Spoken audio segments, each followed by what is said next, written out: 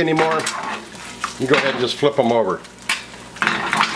You don't want to start rolling them around because you want the egg to set a little bit first. You don't want to do this after you've just flipped them. You want them to set a little bit, or else you're going to get some funny looking eggs on that side, over medium, over easy, however you make them. But that's all there is to it. Now you can do the same thing. Roll it around in your pan. Flip it again if it doesn't come all the, see, we rolled it around a little bit, and you get that. I'm going to back out of here a little bit and you can see the flip.